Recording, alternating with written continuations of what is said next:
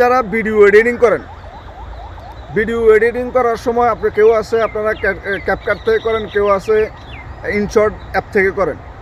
আপনারা আসলে ওই ভিডিও যখন করেন তখন আপনার ভিডিওর যে লোগো, ক্যাপকাট লোগো বা আপনার মনে করেন ইনশর্টের যে লোগো, ওই লোগোটি রিমুভ করেন না।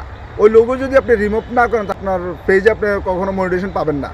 তো আপনাদেরকে আমি কীভাবে লোগো রিমুভ করতে হয় ওটা আমাদের সাথে দেখবেন, আমাদের স্ক্রিনশটে আসুন, আমাদের স্ক্রিনশটে আমরা কীভাবে লোগো রিমুভ করি এটা দেখাবো ইনশাল্লাহ। আর ভিডিওটি যদি ভালো লাগে তাহলে অবশ্যই ভিডিওটি শেয়ার দিয়ে অন্যকে দেখার সুযোগ করে দিবেন। ডাউনলোড দিয়ে এই ইনশর্ট যেমন আমি ডাইরেক্ট সরাসরি এখন আমার এখানে ডাউনলোড করা আছে, আমি ইনশর্টে ঢুকতেছি। ইনশর্টে ঢুকে আমি ঢুকলাম ইনশর্টে ঢুকার পরে যেমন এখানে ভিডিও আছে, এই ভিডিওতে ঢুকবেন। ভিডিওতে ক্লিক করার পরে ভিডিও ঢুকবেন, এখানে নিউ প্লাস আছে, এখানে ঢুকবেন, এখানে ক্লিক করবেন। এখান থেকে আপনি মনে করেন এখানে মনে করেন যে কোনো একটা ভিডিও আমি নিই, এই ভিডিওটা আমি নেই, আমার এখানে একটা ভিডিও আছে, এই ভিডিওটা আমি নিতেছি, এটাতে ক্লিক করলাম। এখানে ক্লিক করে মনে করেন যে ভিডিও এডিটিং কমপ্লিটের পরে এখানে যে ইনশর্ট যে লোগোটা দেখাইতেছে, এই ইনশর্ট লোগোর উপরে আপনি ক্লিক করবেন।